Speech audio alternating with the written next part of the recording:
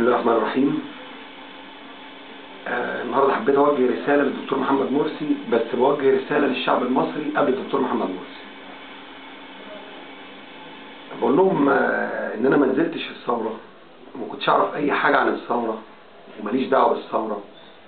وحتى صاحبي اللي بيصورني دلوقتي جه يوم 24 يناير بالليل قال لي احنا رايحين بكره ثوره، رايحين مظاهره، ما كانتش لسه ثوره. فاتريقت عليه بصراحه وقلت له انتوا هتروحوا تتضربوا وهترجعوا كالعاده.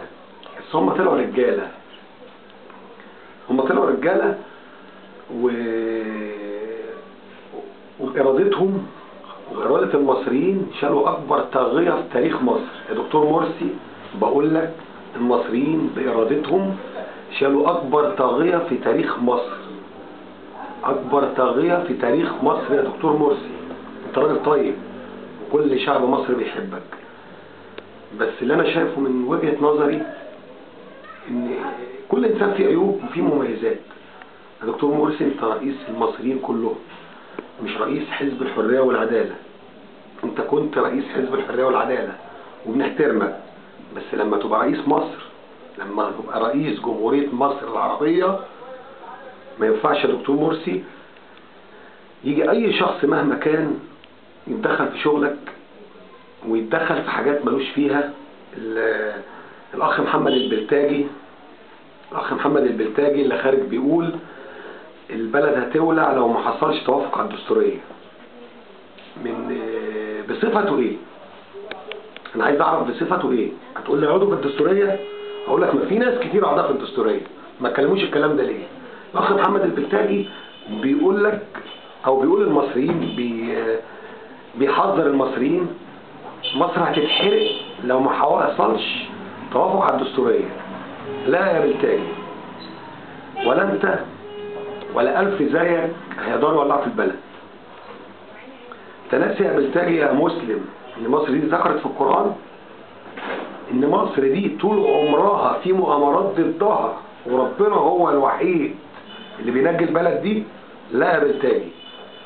وبقول برضو الدكتور عصام العريان، وبقول له اتفرج يا دكتور مرسي على الكليب اللي على اليوتيوب بتاع الدكتور عصام العريان لما بيسألوه بيقولوا له يا دكتور عصام الشرطة بتضرب الناس بالمولوتوف، قال لهم لا، اللي انا اعرفه ان الشرطة بتضرب الناس بالخرطوش. طب ده ينفع يا دكتور مرسي؟ ينفع ان يخرج واحد كان مرشح نفسه لرئاسة حزب الحرية والعدالة بعد حضرتك وسقط طبعا لان انتوا في الحزب مش معترفين بيه وعمل لكم مشاكل كتير، ينفع يقول ان في عهد الحرية الشرطة بتضرب الناس بخرطوش؟ يبقى الناس عملت ثورة ليه يا دكتور مرسي؟ عملت ثورة عشان تجيب طاغية وتجيب حضرتك اللي عايز تبقى سلطة وحيدة في البلد، مش عايز القضاء يتكلم بعد كلامك. ازاي يا دكتور مرسي؟ مش ده اللي اتفقنا عليه يا دكتور مرسي. انت قلت حاجات وقلت هتنفذها والشعب كله حبك. انا ما انتخبتكش على فكرة ولا انتخبت شفيق، بس انا تعاطفت معاك لانك اول كلمة قلتها كرامة المصري ولازم ترجع. قلت برافو دكتور مرسي، جيل الناس اللي هي عايزاه. بس يا دكتور مرسي انا مش شايف قطر بتتدخل. مين قطر يا دكتور مرسي؟ ده بلاد دكرور اكبر من قطر. مين قطر؟ ايه الحكايات اللي احنا سامعينها عن تمويلات ب 2 مليار دولار؟ انا عايزك تطلع تكذب الكلام ده وتثبت الشعب المصري مش هيضحك عليه تاني. لا اخوان ولا ليبراليين ولا علمانيين ولا انا مع اي حد، لكن انا ضد السياسة اللي بينتهجها الاخوان المسلمين، ضد سياسة القوة اللي بيتكلم عليها محمد البلتاجي. مين محمد البلتاجي؟ انا ما اعرفش. مين عصام العريان؟ انا ما اعرفش صفاتهم ايه في البلد. هتقول لي في الدستورية، هقول لك في ناس تاني في الدستورية وخلوهم ينسحبوا. مش دي مشكلتنا يا دكتور مرسي ان في عهدك شفنا مذيعين بتخرج بتتكلم عن حضرتك باسلوب مش كويس. انا بقول لك حضرتك لان انت رئيس لمصر، فعيب لما انا مش بقول لك احبسهم، مش بقول لك كده عشان تحبسهم، لا، الناس دي برضه بتتكلم صح.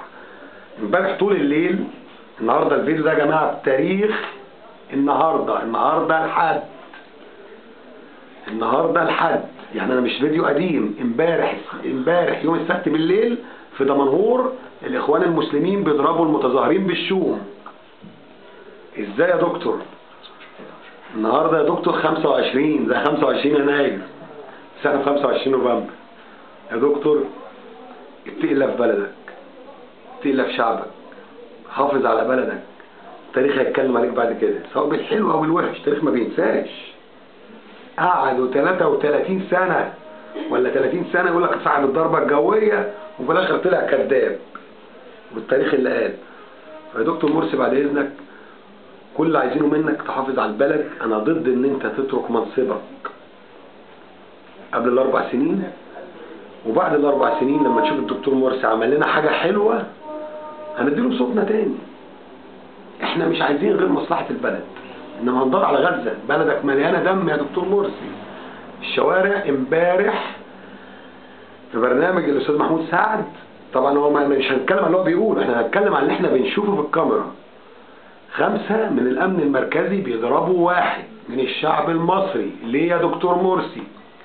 الناس بتتضرب ليه؟ ما هو ده اللي كان بيحصل ايام المخلوع، وكنتوا بتنتقدوا الكلام ده اهو. فحرام، حرام.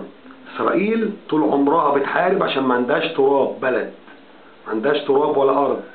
احنا ربنا ادانا النعمه دي، يا ريت نحافظ عليها يا دكتور مرسي. شكرا، السلام عليكم ورحمه الله وبركاته.